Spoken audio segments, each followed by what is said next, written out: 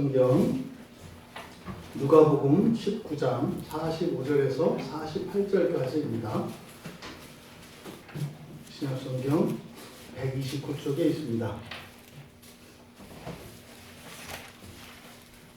누가복음 19장 45절에서 48절까지 말씀을 우리 함께 같이 읽겠습니다. 성전에 들어가사 장사하는 자들을 내쫓으시며 그들에게 이르시되 기록된 바 내 술은 뜨거운 이들이라 하였거늘 너희는 강도의 술로 만들었다 하시니라. 예수께서 날마다 성전에서 가르치시니 대제사장들과 서기관들과 백성의 지도자들이 그를 죽이려고 꾀하되 백성이 다 그에게 귀를 기울여 들으므로 어찌할 방도를 찾지 못하였더라. 아멘. 잠시 기도합니다. 진리의 영이신 성령님, 저희들의 마음을 주장하여 주셔서 그 어떠한 전제도 하나님의 말씀을 가로막지 않게 하시고 온전히 하나님의 말씀이 저희들의 심령 안에 심겨지게 하옵소서. 아멘. 그래서 참다운 진리의 역사가 우리 모두에게 경험되는 이 시간 되게 하옵소서. 아멘. 감사하며 예수님의 이름으로 기도하옵나이다. 아멘. 성전 정결과 살해 모의라고 하는 제목으로 설교하려고 합니다.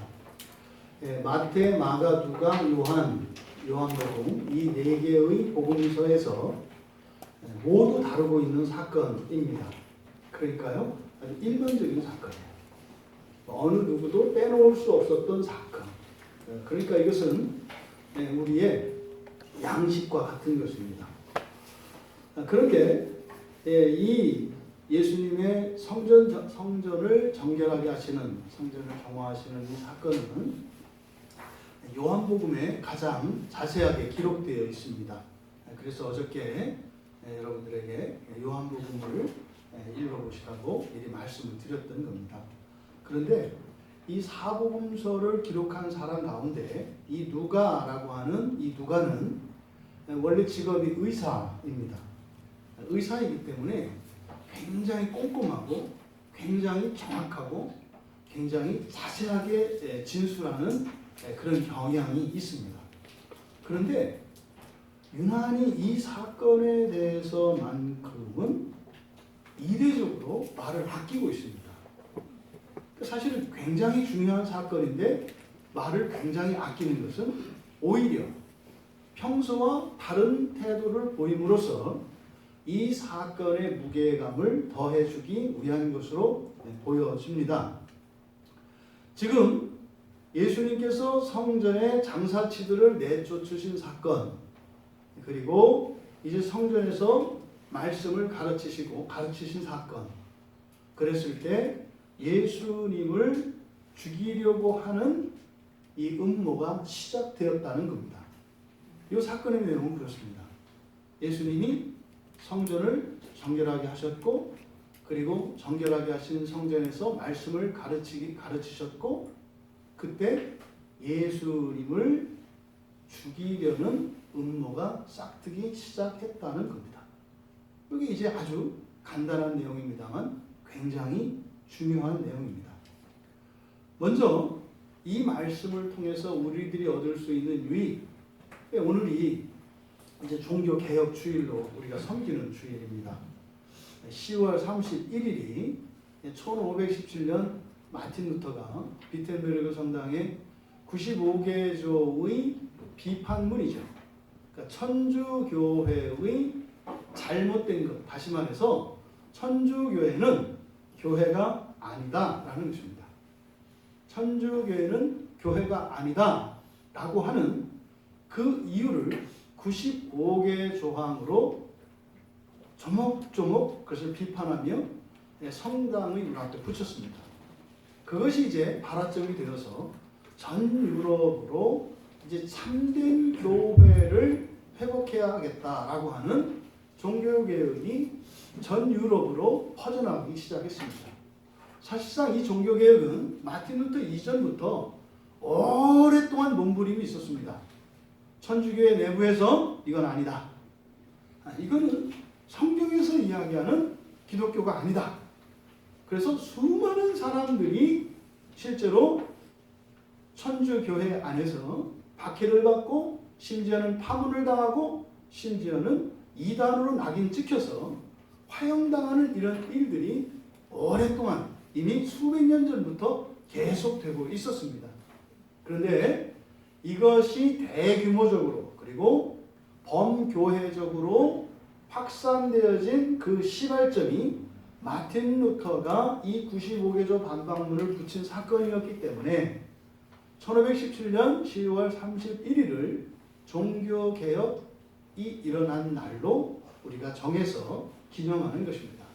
우리 광야교회도 그 날을 기념해서 10월 31일에 교회가 시작이 되었습니다. 오늘 이 본문의 말씀은 바로 성전을 정화하시는 사건, 이것은 끊임없이 우리가 주님께서 다시 오실 때까지는 우리의 순결한 신앙을 지키기 위해서 끊임없이 갱신되어야 할 것을 가르쳐 주십니다. 아멘. 그런데 그런 갱신을 향한 그런 우리의 신앙을 바르게 세우기 위한 그러한 노력이 있으면 반드시 대적이 있다는 사실입니다. 근데 그 대적은 죽이려고 한다는 사실입니다. 그런데 안 죽는다는 얘기입니다. 아멘. 이것이 전체 내용의 골자입니다. 먼저 예수님께서 성전으로 들어가서 장사하는 자들을 내쫓으시며, 우리말 성경에는 이렇게 되어 있습니다만 원문을 그대로 번역하면 이렇게 됩니다. 예수님은 성전에 들어가자마자 팔고 있는 사람들을 내쫓기 시작하셨다, 이렇게 되어 있어요. 그러니까 성전에 들어간 사건과 내쫓는 사건은 거의 동시적인 사건이에요. 무슨 말씀이신지 아시겠죠? 예수님이 성전에 가신 목적이 뭐라고요? 내쫓기 위해서 가신 거다 이거예요. 성전에 들어가셨는데 이거 뭐야? 이렇게 깜짝 놀랐다는 게 아니에요. 이미 알고 가셨다는 겁니다. 그러니까 그들을 내쫓기 위해서 어떻게 해요? 마틴 루터가 그 성당 문에다가 이거는 교회가 아니다. 이것은 우리 기독교의 본질을 훼손당했다. 이것은 우리가 개혁해야 한다. 이렇게 했던 것처럼 예수님께서 성전에 들어가실 때 이미 이때 당시에 성전에서 일어나고 있는 이 제사는 하나님께 드리는 제사가 아니라는 것을 알고 있었습니다. 그래서 그 성전에서 드리는 그 제사가 온전히 회복시키시기 위해서 먼저 그들을 내쫓으실 생각을 하고 성전에 가셨던 겁니다. 그리고 이렇게 내쫓으실 때 무슨 말씀을 하실지 말씀도 준비해 놓으셨어요. 그들에게 이르시되, 46절에 그렇게 되어 있는데, 이렇게 말씀하시면서 이렇게 말씀하시면서 장사하는 이들을 내쫓으셨다는 거예요. 예수님이 하신 말씀은 뭡니까? 같이 읽겠습니다. 시작. 기록된 바 내 집은 기도하는 집이 되리라 하였거늘 너희는 강도의 소굴을 만들었도다. 여러분들처럼 점잖게 안 하셨을 것 같아요. 점잖게 안 하셨을 거예요.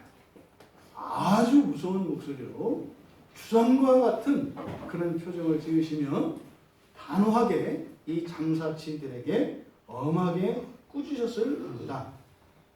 이 말씀은 이사야서 56장 7절의 인용입니다. 그런데 약간 좀 다릅니다. 이사야서 56장 7절에서는 이렇게 되어 있습니다. 내가 곧 그들을 나의 성산으로 인도하여 기도하는 내 집에서 그들을 기쁘게 할 것이며 그들의 번제와 희생을 나의 제단에서 기꺼이 받게 되리니 이는 내 집은 만민이 기도하는 집이라 일컬음이 될 것이니라.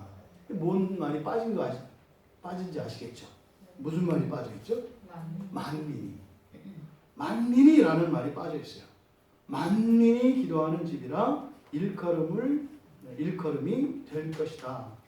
사실 이사야 선지자가 이 말씀, 이사야 선지자께서 하신 이 말씀의 핵심은 그런 겁니다. 기도와 제사를 통하여 하나님과 만민이 화목하고 그리고 교제의 기쁨을 누리는 곳이라는 겁니다.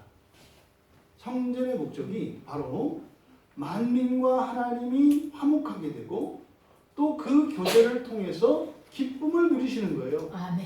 그것을 위한 그 수단이 바로 기도와 제사라는 겁니다. 그런데 예수님께서는 만민이라는 말을 빼셨어요. 그 어떤 의도가 있어요? 만민은 무사하고 어느 한 사람도 여기에 와서는 하나님과 화목할 수가 없겠다. 만민은 다음이에요. 그러니까 어떻게 해요? 일단 하나님과 화목할 수 있도록 기본적인 정결, 이것을 먼저 하셔야 되겠다고 하는 의도를 만민이라는 말을 빼신 거예요. 그러니까 지금 이들에게는 만민이 기도하는 집이다 이렇게까지 얘기할 수도 없어요. 왜요? 여기는 하나님의 임재가 없기 때문입니다. 오늘날 지금 오늘 이 시간에도 이 한국 교회 안에 예배를 드리고 있을 겁니다. 이 땅에 지금 드리고 있는 모든 예배 가운데 예수님의 이 말씀이 적용되는 교회가 없기를 바랍니다. 예수님께서 어느 교회 문을 열고 들어가셔서 이렇게 강도의 소굴이다 이런 말씀을 해서 되겠습니까? 무엇보다 우리 광야교회에서만큼은 참으로 만민이 기도하는 집이 되기를 바랍니다. 아멘. 그럼 여기서 지금 강도의 소굴이라고 하는 것은 예수님께서 지금 기도하는 집에 대한 상반되는 이 대조되는 개념으로서 강도의 소굴이다 이렇게 말씀하신 겁니다. 그러니까 이것은 지금 성전을 바라보고 있는 유대인들의 속내를 예수님께서 이렇게 드러내신 거죠. 이들은 강도와 같은 자들이고 그저 이 성전이 그 강도들이 모여 사는 곳으로 생각하고 있다라고 예수님께서는 말씀하신 겁니다. 근데 요한 사도는 요한복음 2장 18절에서 조금 완곡하게 표현하세요. 장사하는 집이다 이렇게 얘기를 합니다. 장사하는 집이다. 근데 지금 누가의 어조는 굉장히 강합니다. 물론 마가도 똑같이 누가처럼 강도의 소굴이다 라고 기록하고 있습니다. 근데 여기서 예수님께서 그 장사하는 이들을 내쫓으셨다 그랬는데 여기서 내쫓았다 라고 하는 이 에크발로라고 하는 말은 잘 사용하는 말이 아닙니다. 우리말에는 이런 단어들의 차이가 잘 나타나지 않습니다.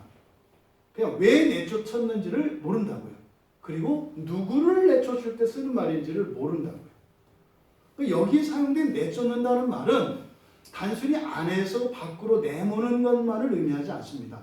여기서 이 에크발로라고 하는 이 말은 성경에서 그러니까 70인역 성경에서 이 단어를 사용할 때는 이 성전 정결 사건에서만 쓰고 또 하나 쓰는 곳이 어디냐면 귀신을 쫓아낼 때 쓰는 말이에요.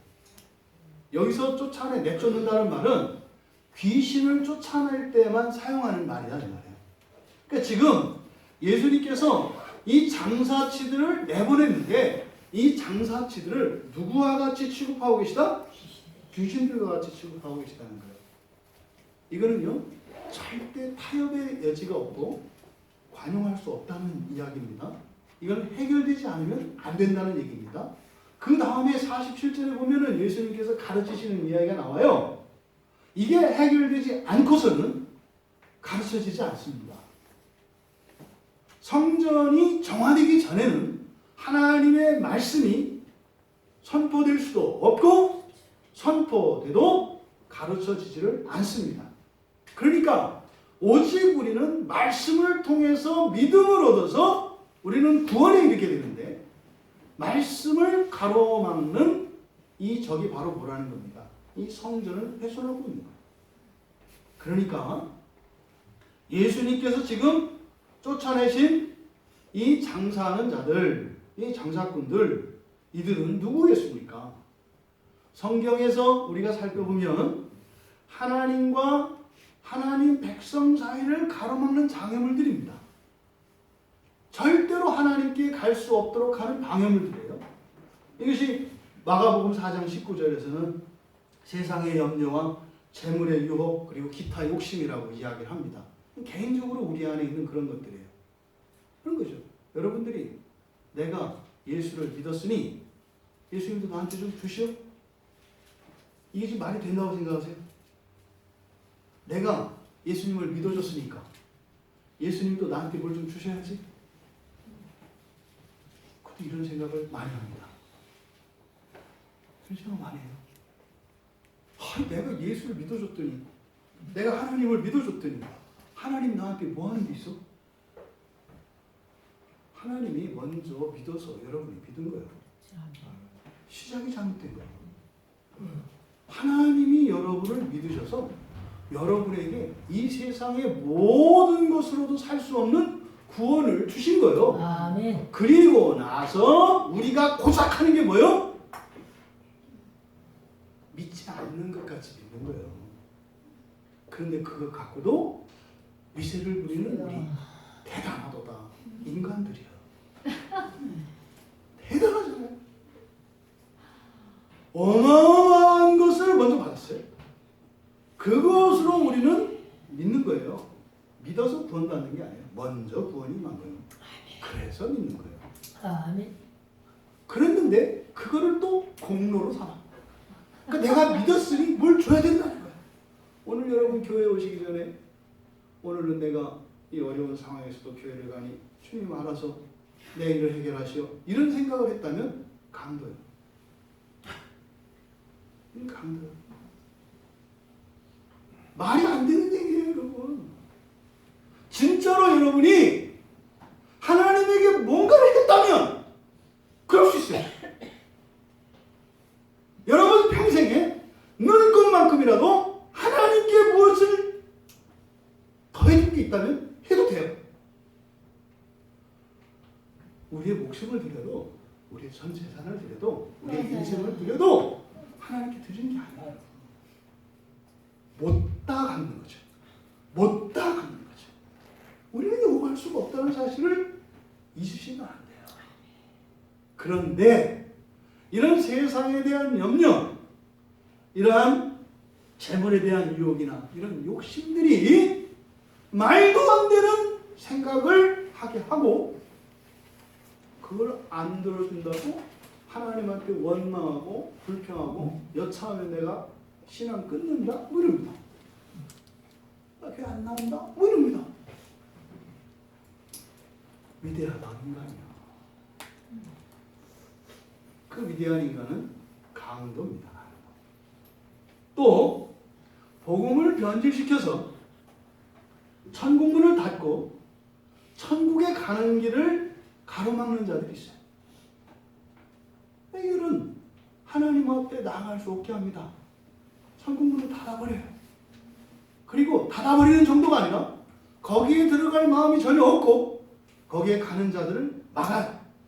이런 사람들이 있어요. 이들은 마태복음 23장 13절에서 외식하는 자들이라고 해요. 교회에서 목사 있네, 오래된 성도 있네, 공이 좀 있네, 이런저런 얘기를 하는데 하나님 나라에 들어가는 문을 닫아요. 이 세상이 하나님 나라라는 거예요.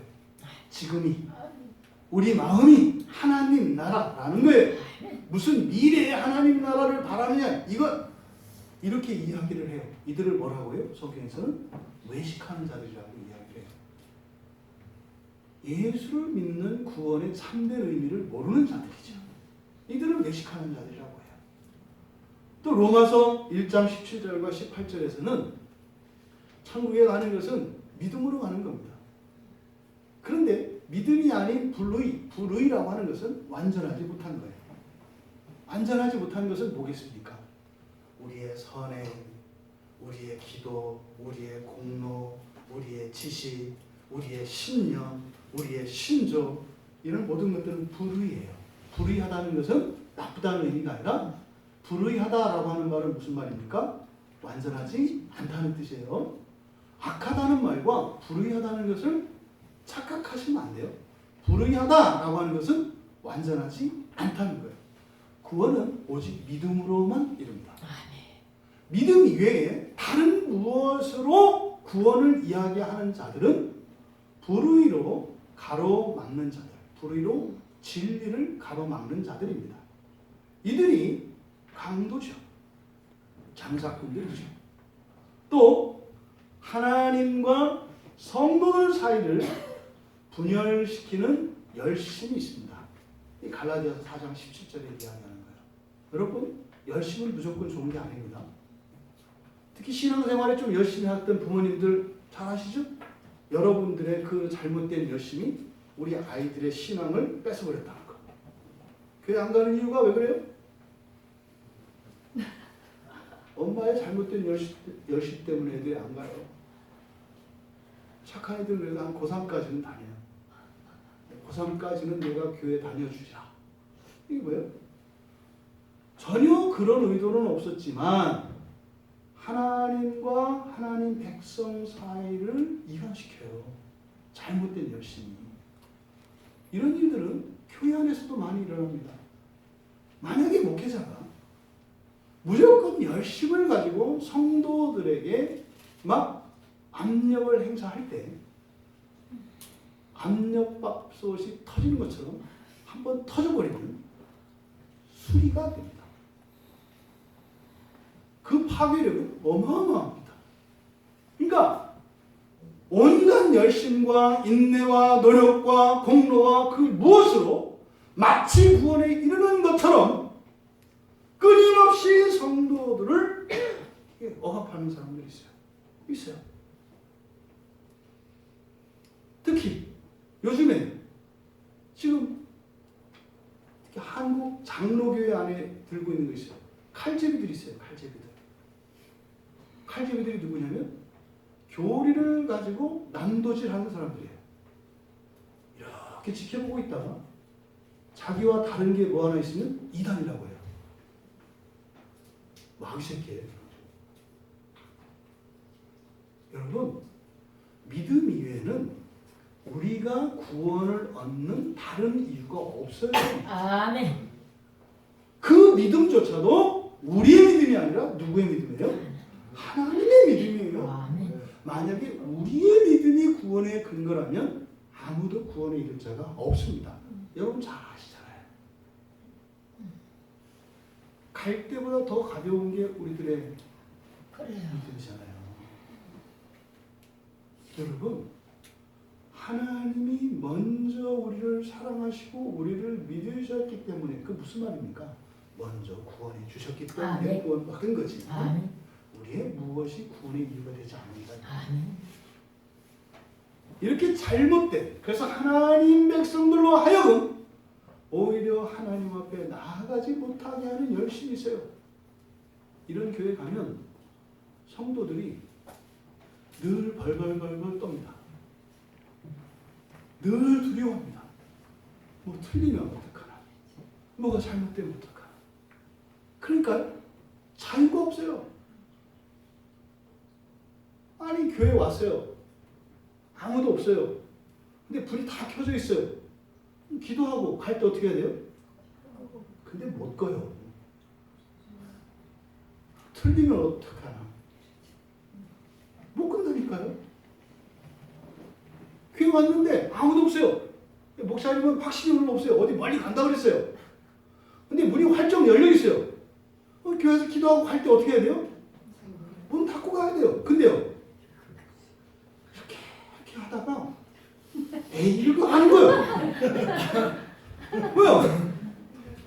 들릴까?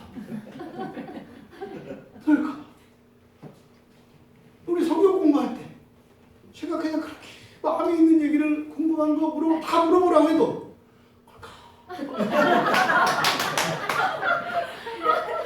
꼭 내가 화장실 가보라면 하다가 왜 그래? 틀릴까? 이게 목회자들의 잘못된 열심으로 되게 마음 아픈 얘기예요.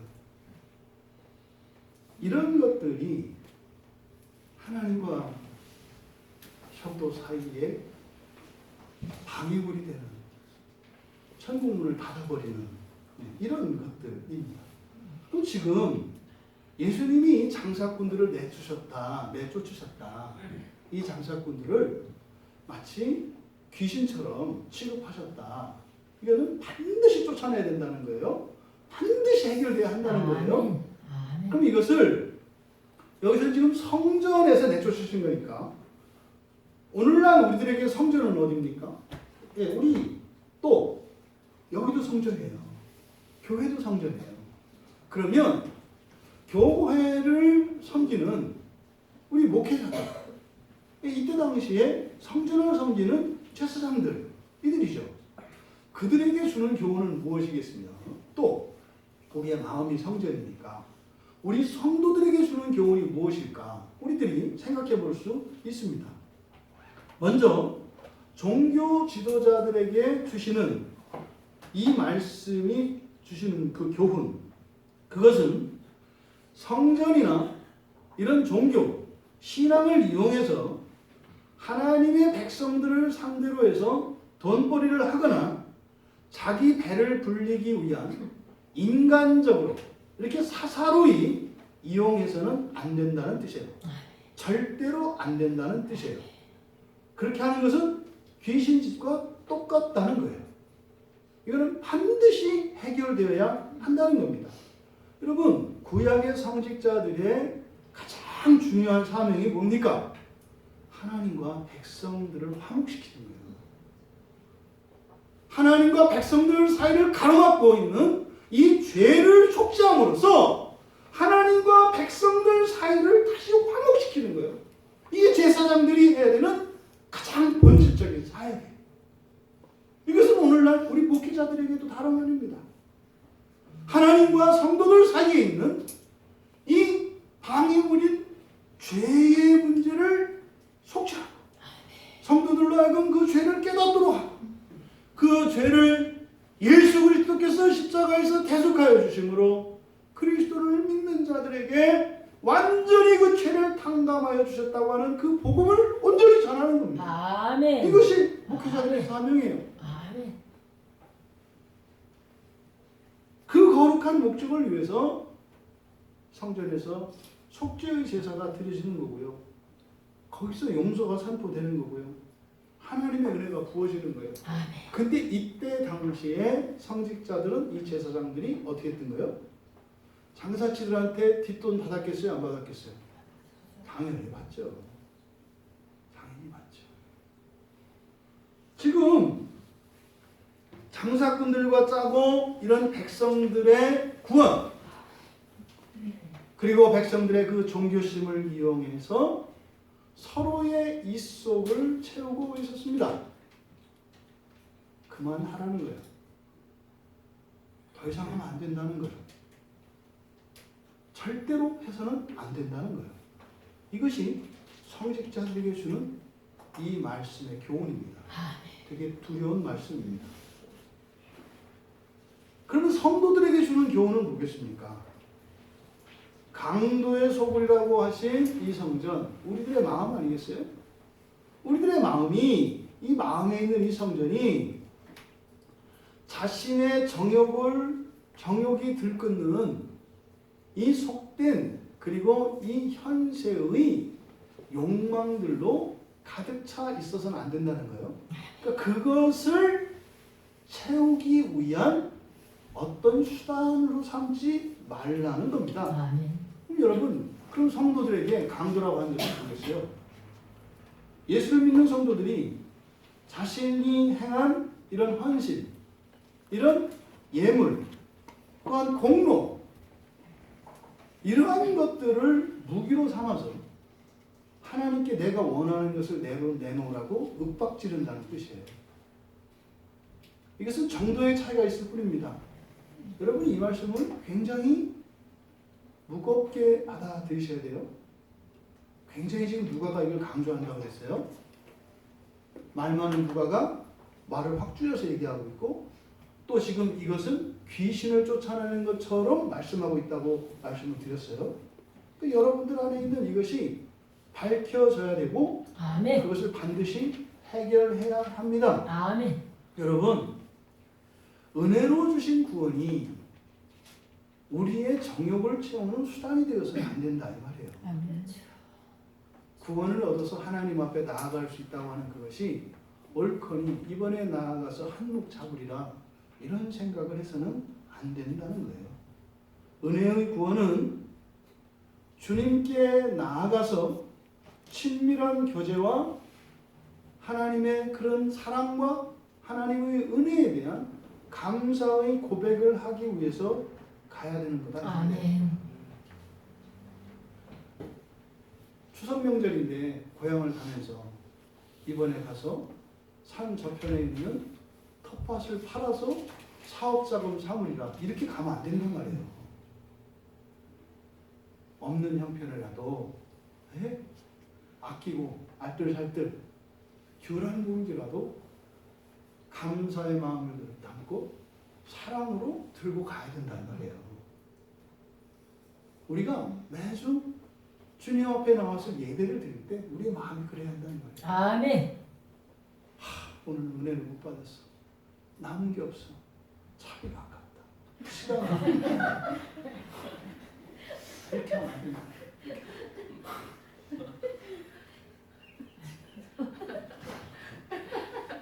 자, 하나님 만나러 오시고 하나님과 함께 있어서 좋고 기쁘고 이게 사실은 여러분 제일 큰 가치예요. 아멘.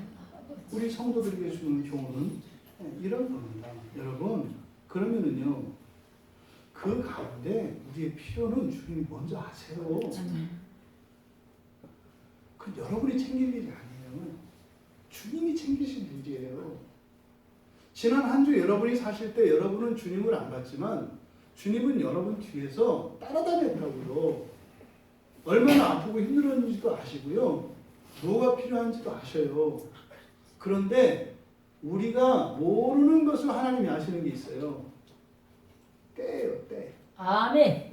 어느 때 그것이 나에게 아멘. 필요한지. 이게 순서가 바뀌면 안 된다고요. 아멘. 하나님은 여러분의 필요를 다 아시는데 여러분에게 가장 필요한 때를 아세요. 아멘. 그 때를 기다리시는 것뿐입니다.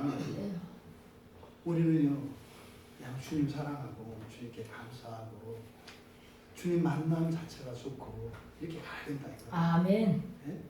우리 결혼 안 한 우리 청년들 네? 이렇게 배우자감을 만났는데 오늘은 또 뭐 가방을 하나 얻어낼까 이런 생각하면 안 된다 이거예요. 오늘은 저녁값을 안 낼 수 있을까 이런 생각하면 안 된다 이 말이에요.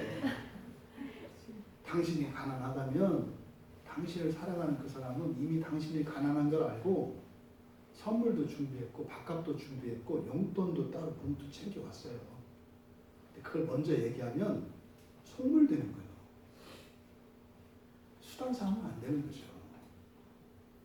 주님 앞에 나갈 때 이런 헛된 욕망들, 이런 사리사욕들, 더럽고 추한 것들 이것들을 완전히 버려야 한다는 겁니다. 아멘. 여러분, 그럼 이 강도의 소굴이 뭐겠어요? 강도의 소굴. 그럼 이거는 잘못된 교회상 뭐 이런 거 아니겠습니까? 근데 교회란 말을 쓰기가 싫더라고요. 교회는 원래 그런 게 아니거든요. 교회이지만 교회 속에 세상도 들어와 있잖아요. 그러니까 사실 엄격한 의미에서는 교회라는 말을 거기다 쓰면 안 되겠더라고요. 아침에 기분 나빠서 다 지웠어요, 교회는.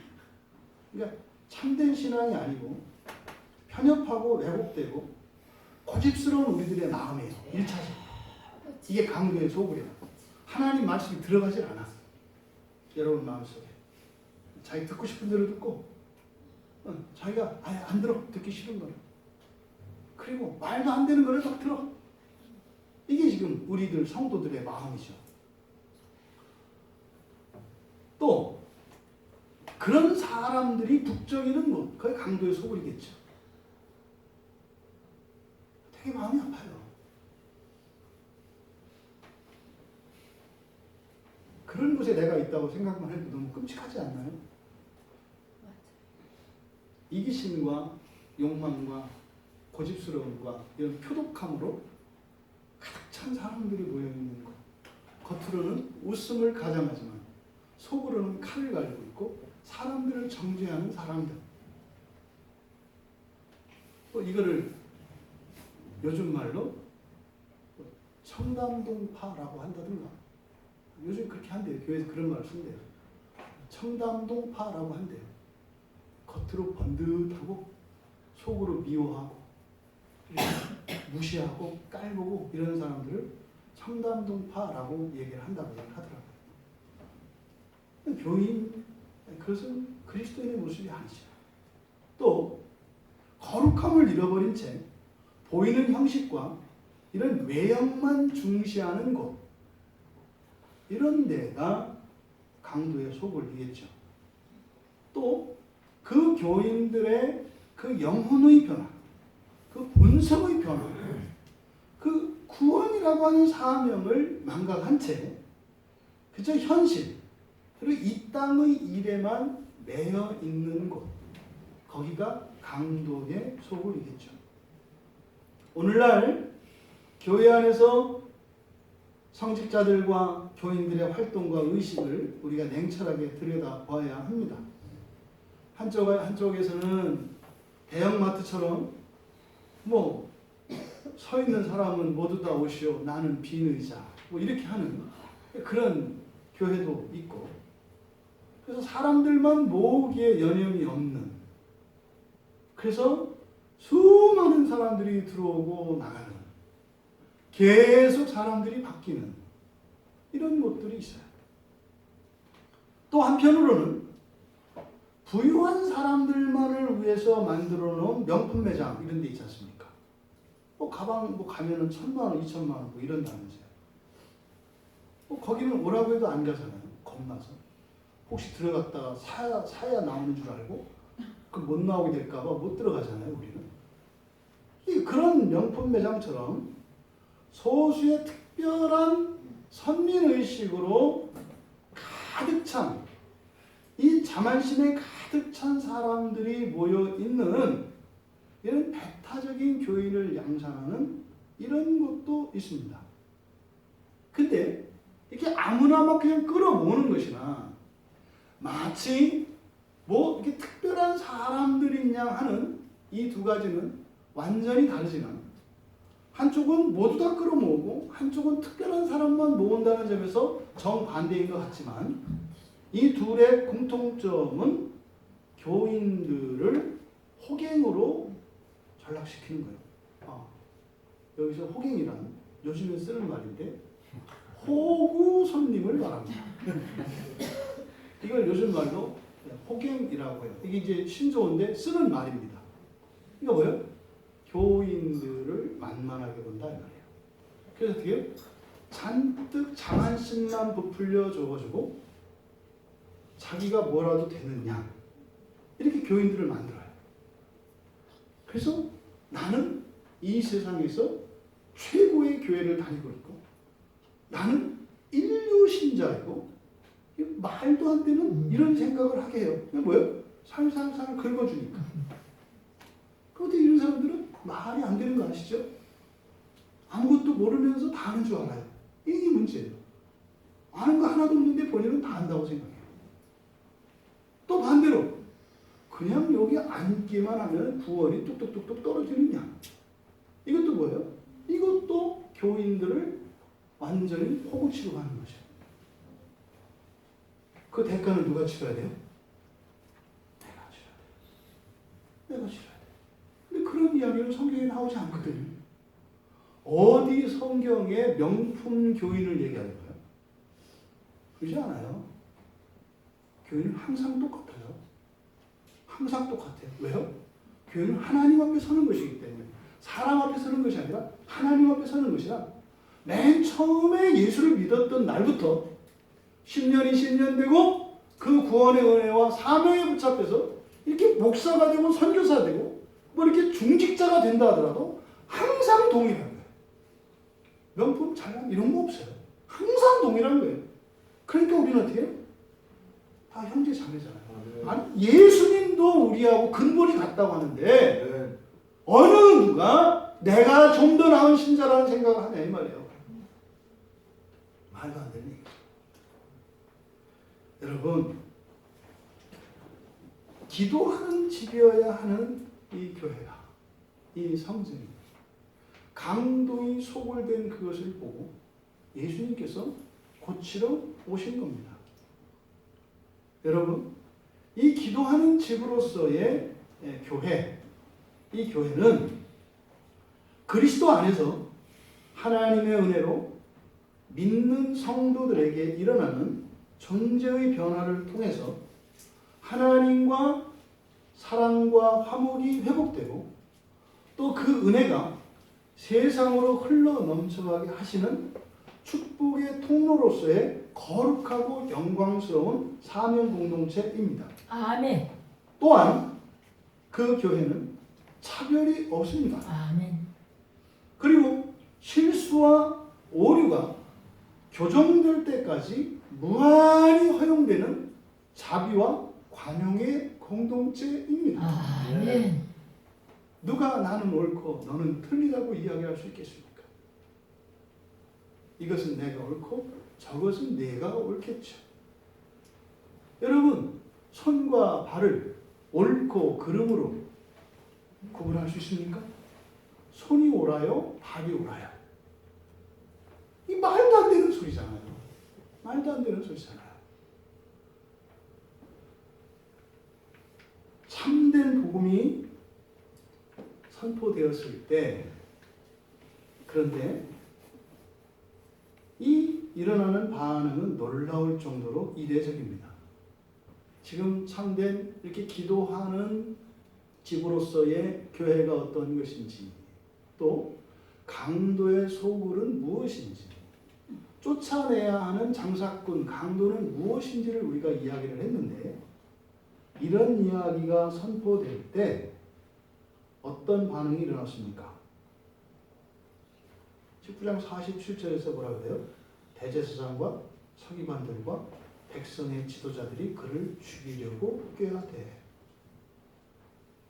예수님이 뭘 잘못했어요? 네?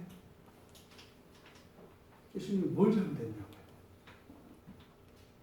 우리들 마음속에 있는 더러운 악들과 죄들을 청소해 주셨는데 왜 죽이려고 해요? 교회 안에 하나님의 은혜를 막는 이런 방해물들을 제거했는데 왜 죽이려고 하냐 이 말이에요. 여러분 이것은 남 얘기가 아니라 우리들 이야기입니다. 하나님의 말씀이 우리 각자에게 들어올 때 이런 일이 일어난다고 말씀드리는 거예요. 또 여러분이 일상생활 속에서 참된 복음 진리를 선포할 때 이런 일이 일어난다고 말씀을 드리는 거예요. 이렇게 참된 복음이 참된 진리가 예수님에 의해서 선포되었는데 거기서 일어나는 사람들의 반응은 예수님을 죽이겠다는 겁니다. 그래서 예수님을 살해할 모의가 시작이 됩니다. 이거는 누가복음과 마가복음에서 이렇게 요 사건을 예수님을 죽이기로 작정한 사건이었다고 이야기를 해요. 마태복음과 요한복음은 다른데 그 원인을 둡니다. 근데 이 누가는 바로 이 성전 정결 사건이 이들로 하여금 안 되겠다. 예수님을 죽여버려야 되겠다라고 결심하게 된 사건이라고 해요. 이때 죽이려고 할 때 이 죽이다라고 하는 이 말, 죽이려고 꾀하되 죽이다라고 하는 이 말은 아폴륨이라고 하는 말인데 이거는요 아예 죽여서 싹을 없애버리는 의미예요. 아예 죽여서 흔적도 없애버리려고 하는 거예요. 그러니까 이 세상에 예수가 왔다 간 흔적도 없애버리겠다 이런 말이에요. 이게 죽이려고 꾀한다라고 하는 말이 아니 이렇게 예수님께서 복음을 전해주셨는데 이런 말도 안 되는 일이 일어났잖아요. 여기서 우리가 성전 안에서 일어난 일이라고요. 그러니까 본질을 잃어버린 교회는 주님의 가르침을, 즉 진리를, 복음을 싫어합니다. 그래서 대적합니다. 여러분들에게는 말 안 하겠지만 그런 일이 일어납니다. 하나님의 말씀을 전하기 때문에 목회자들이 쫓겨납니다. 이게 이 강도의 소굴과 같은 교회가 된 곳에서 일어나는 일이에요. 여러분, 교회의 본질이 뭐예요? 잃어버린 양을 하나님 앞으로 인도하기 위해서 찾으시는 주님의 음성이 복음으로 선포되는 거예요. 이게 교회의 본질입니다. 그래서 그 주님의 가르침이 따라해보세요. 주님의 가르침. 주님의 가르침이 믿음과 소망과 사랑 안에서 믿음과 소망과 사랑 안에서 오직 성경으로 교훈하고 오직 성령으로 교훈하고 책망하고 책망하고 성도들을 바르게 권면하고 성도들을 바르게 권면하고 그리스도의 완전함에 이르기까지 인도하는 거예요. 완전함에 이르기까지 인도하는 이것이 교회의 이 사명입니다. 이게 본질입니다. 이거를 놓으면 안 돼요. 이거를 놓은 것을 예수님은 지금 강도의 소굴이라고 얘기하는 거예요. 이 과정을 보면 지금 이들이 모의를 시작했다 그래요. 죽이려고 꾀야 돼. 모의했다는 거예요. 그러니까 아니 예수님이 성전을 정화하시고 참된 복음이 선포될 수 있도록 그래야 우리가 구원받을 거 아니에요. 구원을 받을 수 있도록 성전을 깨끗하게 청소하시고 바른 복음을 전하시는데 이렇게 가르치시는데 죽이려고 한다 이 말이에요. 잊지 마세요. 한 번도 이 세상에서는 예수님이 이루시는 구원을 기뻐하는 적이 없어요. 이거는 구약, 신약을 막론하고 다 마찬가지예요. 오늘날도 마찬가지예요. 오늘날도 마찬가지예요. 항상 동일 조건입니다. 예수님께서 아담을 구원하시려고 어떻게 하셨어요? 선한 거 먹지 말라 그랬잖아요. 그런데 어떻게 해요? 바득바득 먹잖아요. 바득바득. 그럼 죽어요. 구약의 백성 아브라함을 선택했습니다. 그래서 어떻게 해요? 순종하라는 거예요. 구원하시려고.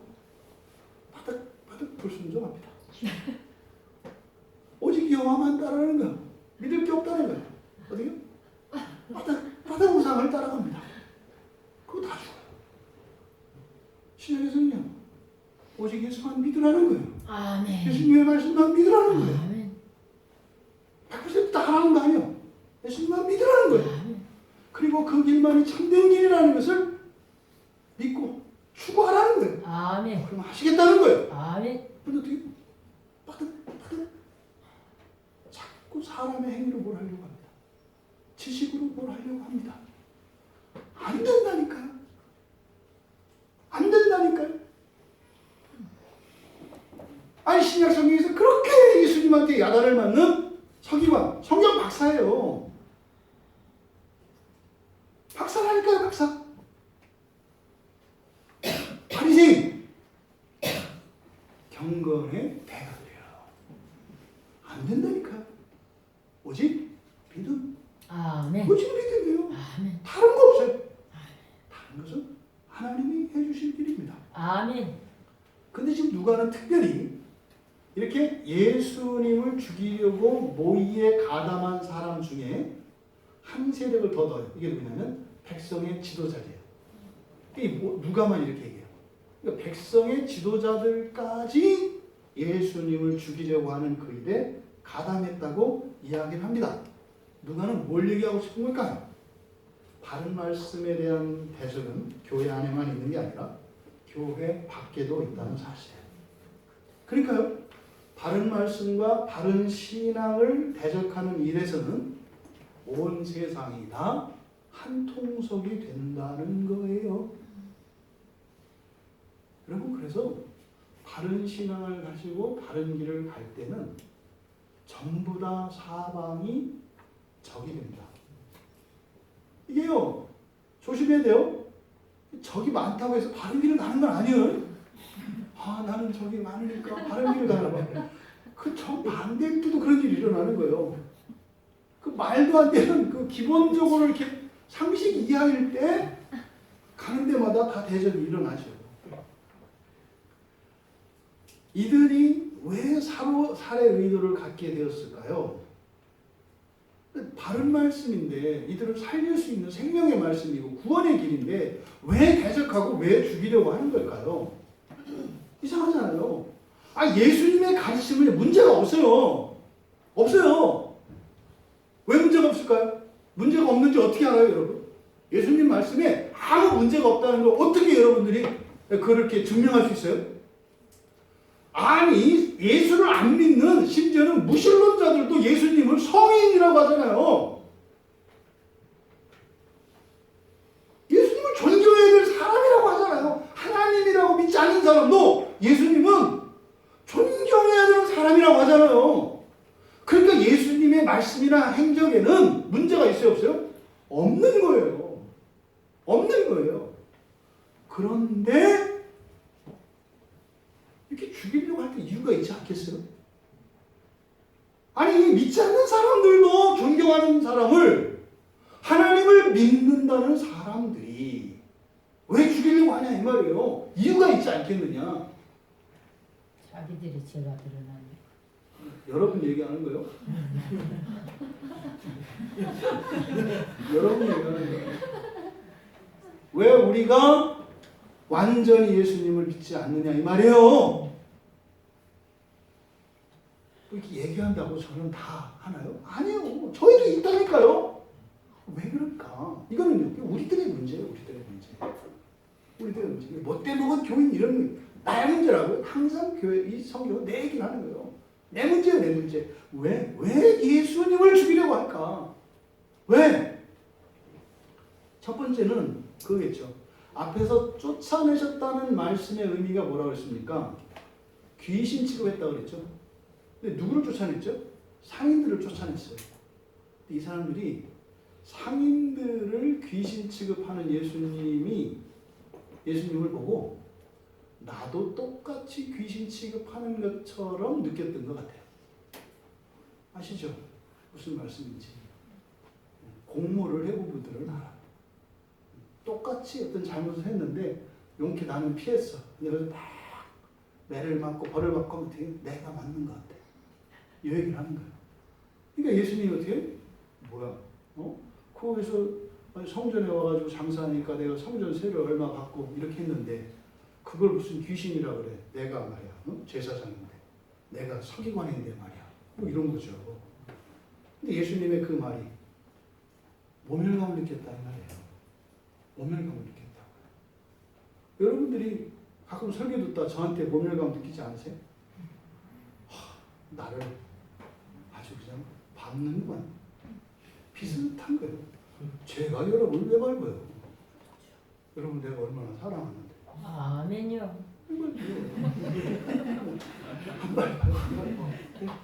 그런데 그런 생각이 들 때가 있다고요. 서운하고 속상할 때가 있다니까요. 왜요? 죄에 대해서 지적할 때 나를 지적하는 것 같이 받아들여질 때가 있어요. 이게 첫 번째 이유입니다. 두 번째는요. 예수님이 전하신 복음입니다. 예수님께서 전하시는 복음이 뭡니까? 회개하라, 천국이 가까웠다. 이거예요. 회개하라, 천국이 가까웠다. 그래서 예수님의 가르침의 핵심은 뭡니까? 너 지금 먹고 사는 거, 이 땅에서 사는 거, 거기에다가 온 마음 온정신 다 뺏기지 말고 거기서 생각을 좀 고쳐서 어디를?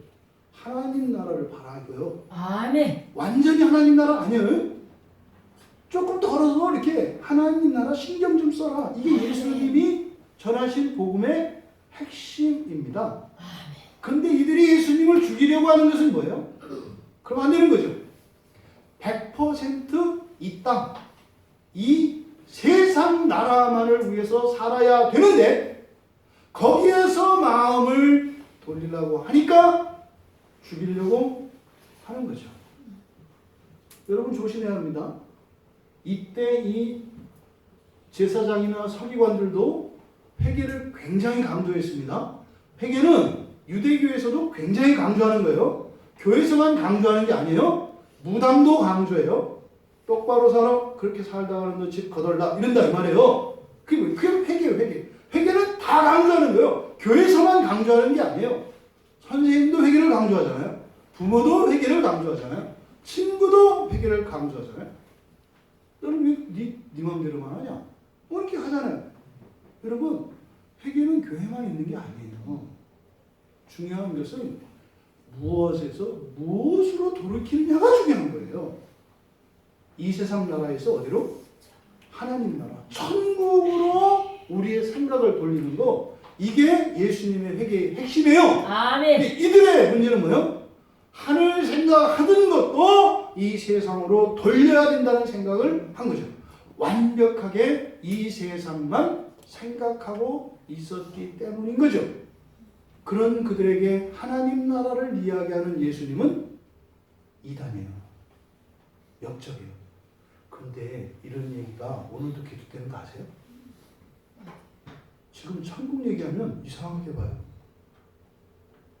천국 얘기하면 이상하게 본다니까요.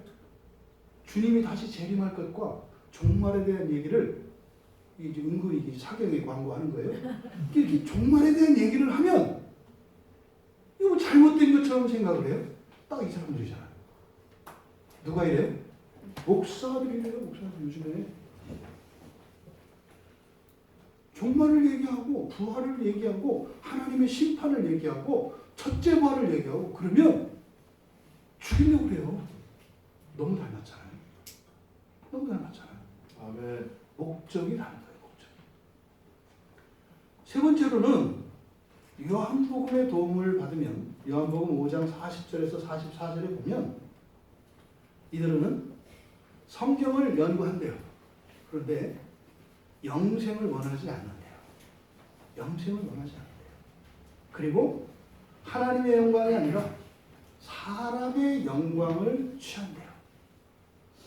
그래서 하나님의 영광을 이야기하는 이들은 이렇게 대적하게 된대요. 이런 사람들의 신앙과 종교는 이 세상의 명예, 권력, 이런 인기를 누리며 잘 살기 위한 장사에 불과합니다. 백성들을 울고먹는 한 수단에 불과해요. 그들은 예수님과 예수님의 나라가 아니라 사람의 이름과 사람의 나라를 높이는 자들입니다. 두렵습니다. 정말로 두렵습니다. 예수님을 이야기하며 사람들이 화목하는 것이 아니라 사람을 이야기하며 싸웁니다. 이게 종교개혁을 기념하는 이 날에 우리들의 한계가 무엇인지를 가르쳐주는 중요한 교훈이에요.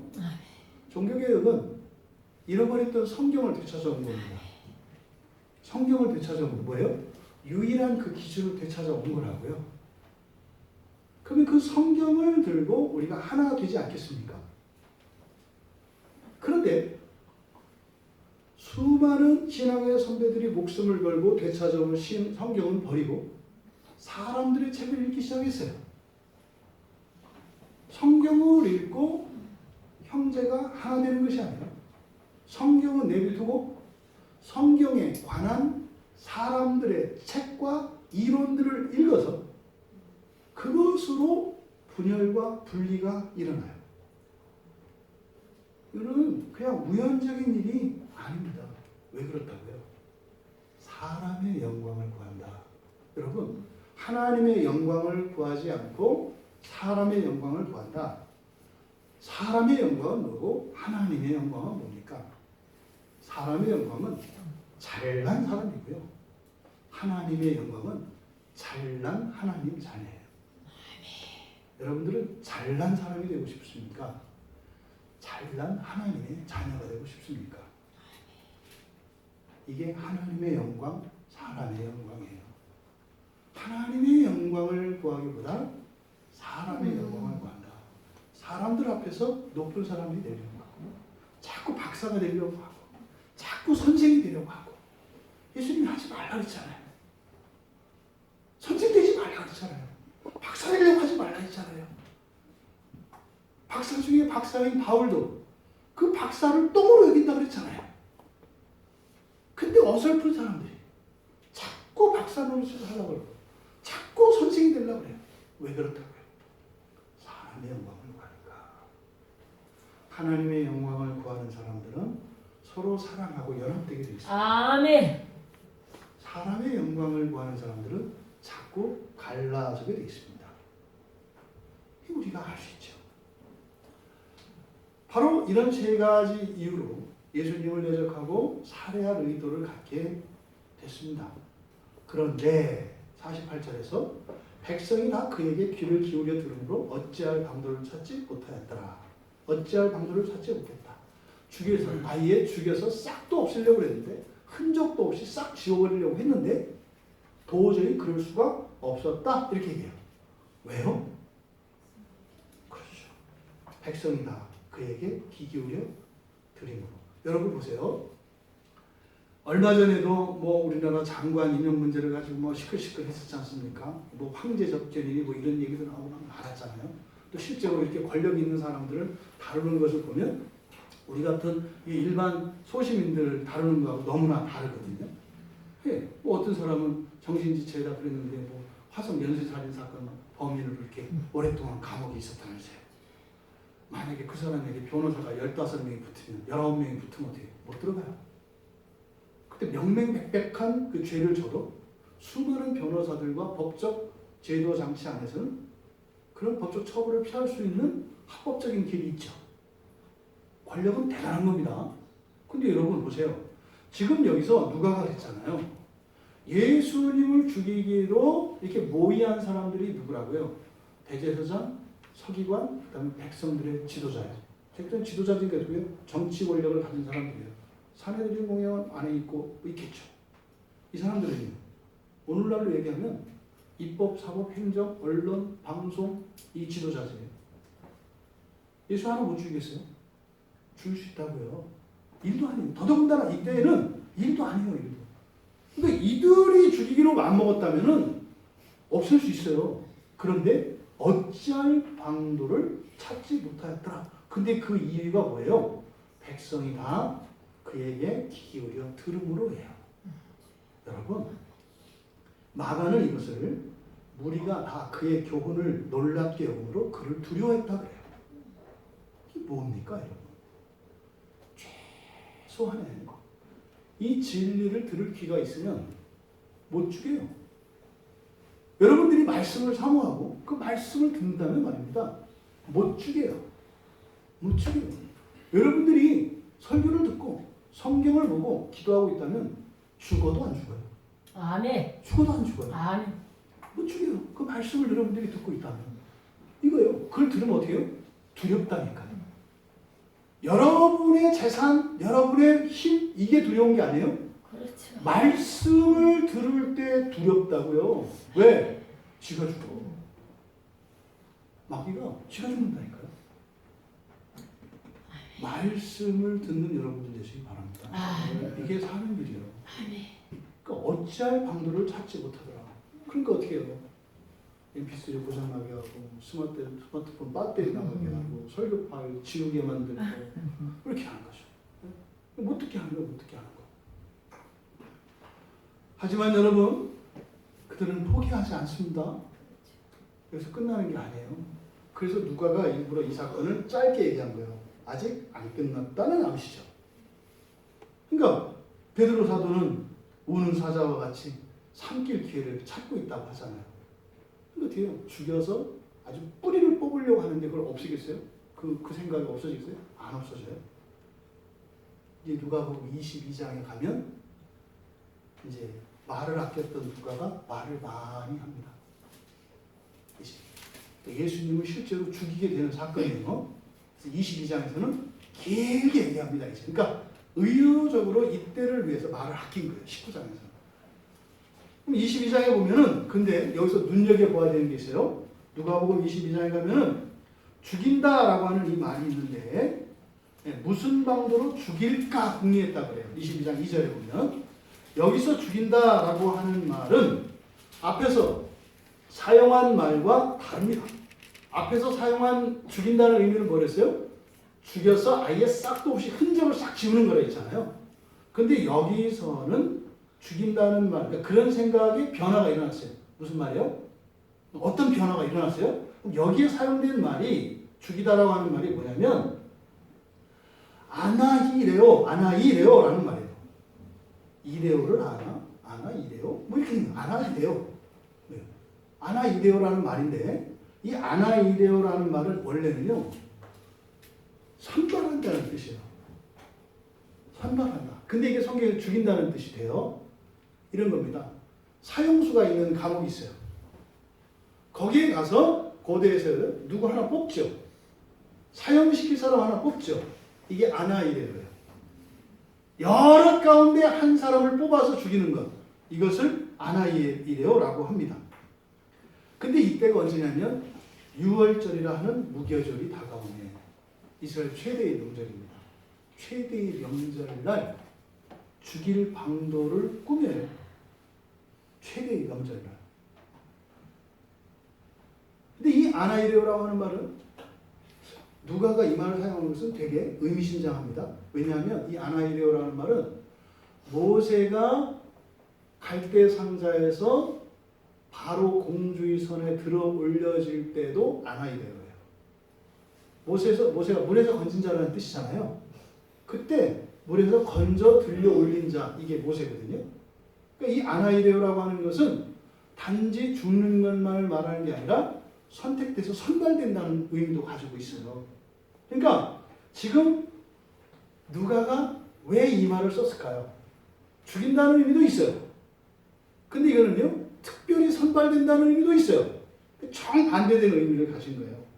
무슨 얘기를 하려고 하는 것 같으세요? 이들은 예수님을 모함해서 죽이려고 했는데 죽는 그 사건이 하나님이 들어 올리시는 사건이라는 거예요. 여러분이 인생 안에서 어떤 어려움과 고난을 만나요. 죽이는 거잖아요. 근데 그것이 아나이레오라고 하는 사실을 잊지 않기 바랍니다. 아멘. 여러분의 인생에 불행이 더 닥칠 때 말입니다. 그게 아나이레오예요. 여러분들은 싹쓸이 할 수가 없어요. 하나님이 함께 하시기 때문에. 일시적으로는 불행을 겪을 수 있어요. 근데 그것이 하나님이 집어 올리시는 이유예요. 맞잖아요. 버리면 하나님이 집으신다. 누가는 요 얘기를 하는 거예요. 그래서 예수님의 십자가의 죽음이라고 하는 것은 사람의 극악무도한 죄와 악이 드러난 사건이에요. 그것과 함께 변치 않으시는 하나님의 구원의 역사가 동시에 일어난다는 것을 바로 이 아나이레오라고 하는 말을 통해서 사용하는 겁니다. 그래서 누가복음 23장 32절에 예수님 십자가에 같이 달리는 강도에게 이렇게 사용돼요. 죽는데 살죠. 죽는데 살잖아요. 이게 놀라운 말이에요. 그래서 이게 복음서에서 딱 3번만 쓰여요. 딱 3번. 그러니까 지금 여기에서 사용되고 바로 십자가에서 달릴 강도에게 사용되고 또 마태복음 2장 16절에서 헤롯이 메시아가 난다는 소식을 동방에서 온 박사들에게 듣고 그들이 도망가 버렸잖아요. 그래서 어떻게 해요? 2살 미만의 애들을 죽이기로 유아살해 명령을 내린다고요. 그때 유아살해를 할 때 뭐예요? 골라서 죽이죠. 골라서 죽이잖아요. 이때도 아나이레오예요. 여기 이 복음서에서 딱 3번만 사용돼요. 그러니까 마가는 이 단어를 사용함으로써 사람의 이런 죄로 인해서 예수님께 일어나는 부당하고 폭력적인 이 죽음, 인생의 눈으로 보면 불행이에요. 재난이에요. 화예요. 그런데 하나님의 구원의 섭리에서는 영광이고 하나님의 경륜이 나타난다는 거예요. 이게 그리스도인들의 삶 속에 일어나는 고난인 것을 믿으시기 바랍니다.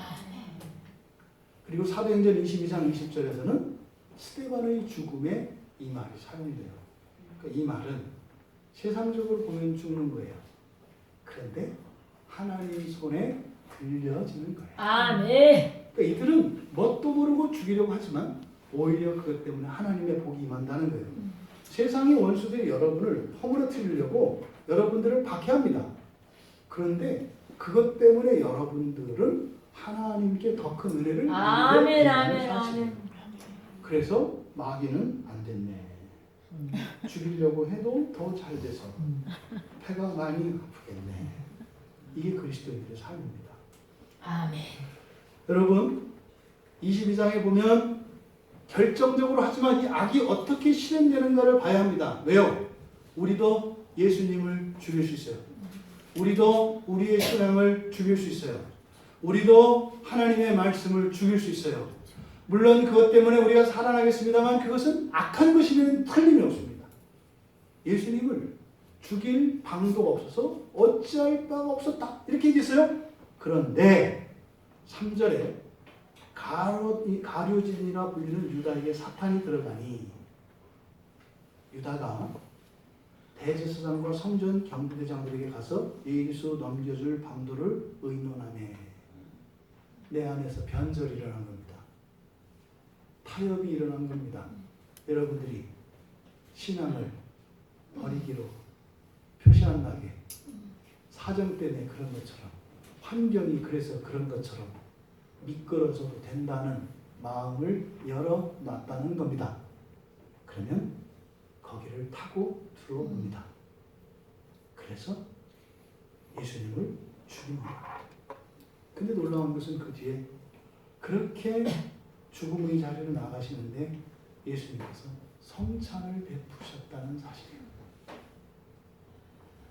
제자의 배신을 받아 이제 죽음의 길로 끌려가는데 제자들에게 당신의 피와 살, 당신의 생명을 나누어주는 성찬을 베푸셨다는 뜻입니다.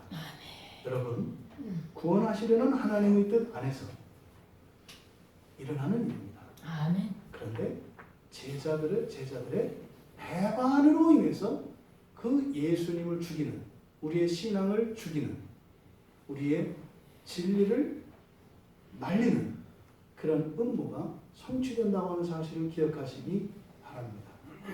왜 제자들은 배반했을까요? 네. 바로 그 대제사장과 서기관들 그리고 백성의 지도자들의 생각에 동조되었기 때문이죠. 여러분 말씀을 정리합니다. 여러분 먼저 반드시 우리 안에 있는, 우리 내면에 있는, 우리 교회 공동체 안에 있는 이 강도 그리고 장사꾼 근성을 완전히 제거해야 된다는 사실을 기억하시기 바랍니다. 아멘. 명심해야 할 것은 바른 신앙을 가지고자 할 때 반드시 대적이 일어난다는 겁니다. 여러분 바른 신앙의 증거가 무엇인지 여러분들이 잘 알아야 합니다. 고린도후서 7장 2절에서 4절까지의 말씀으로 교훈을 얻습니다. 여러분 오직 성경이라고 하는 전제는 항상 깔리는 겁니다. 항상 오직 성경입니다. 오직 성경 안에서 여러분에게 어떤 가르침이 전해졌을 때 거기에 악한 의도가 있는가를 살펴보세요. 악한 의도가 없으면 그 말씀은 참으로 진리예요. 고린도후서 7장 2절에 마음으로 우리를 영접하라 그래요. 바울사도가 마음으로 우리를 영접하라. 전심으로 받아들여요. 여러분 제 소리 들으세요. 마음으로 받아들이세요. 아멘. 마음으로 받아들이세요. 이렇게 얘기하는 거예요. 바울사도가. 그리고 나서 뭐라고 하냐면 우리는 아무에게도 불의를 행하지 않고 아무에게도 해롭게 하지 않고 아무에게서도 속여 빼앗을 일이 없다. 아멘. 여러분한테 제가 속여 뺏은 거 없어요. 여러분한테 제가 손해를 끼치는 거 없어요. 여러분. 그리고 성경을 전하니까 여러분들은 믿고 들으세요. 아멘. 고린도후서 7장 3절에 이렇게 되어 있어요. 내가 이 말을 하는 것은 너희를 정죄하려고 하는 것이 아니라 내가 이전에 말하였거니와 너희가 우리 마음이 함께 죽고 함께 살고자 합니다. 과연 그 말씀을 전하는데 함께 죽고 함께 살 마음이 있는가를 보라는 거예요. 아멘. 아멘. 함께 살려고 하는 마음이 있는가? 그러면 그건 진리예요. 7장 4절, 고린도서 7장 4절. 나는 너희를 향하여 담대한 것도 많고 너희를 위하여 자랑하는 것도 많으니 내가 우리의 모든 환난 가운데서도 위로가 가득하고 기쁨이 넘친다. 나에게 환난 가운데서도 위로가 가득하고 기쁨이 넘치는 증거가 있는 거예요. 주의 아멘. 말씀을 전하는데 그 사람에게 그런 환난 가운데에서도 기쁨이 있는가? 그리고 그런 어려움 속에서 위로를 받는가? 그것을 보라는 거예요. 아멘. 맨날 죽겠다 힘들다 그건 아니라는 거예요. 그럴 수 없어요. 제가 목사 해보니까 알겠더라고요. 그럴 수가 없어요. 그럴 수 없어요. 암만 어려워도요. 그보다 더 좋은 게 있어요. 아멘. 저는 행복한 목사라니까요. 주님 때문에 행복하고 여러분 때문에 행복하고 우리 가족 때문에 행복하고 다 행복해. 우리 아멘. 나라 때문에 행복하고 아멘. 교회 때문에 아멘. 다 행복해. 그러니까 들으세요. 아멘. 들어야 돼요. 바울 사도는 똑같더라고요. 여러분, 하지만 기억하셔야 돼요. 대적이 일어날 때 대적이 일어난다는 거. 그때 여러분들이 명심하셔야 될 게 있어요.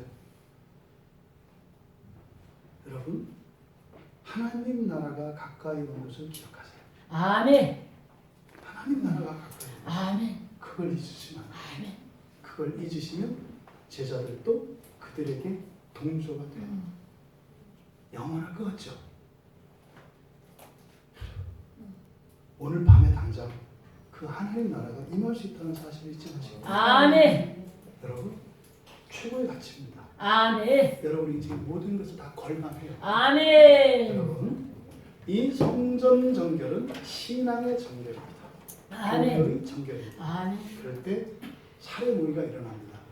이기시는 여러분 되시기 바랍니다. 아멘. 날마다 새롭게 갱신되어지시는 여러분 되시기 바랍니다. 아멘.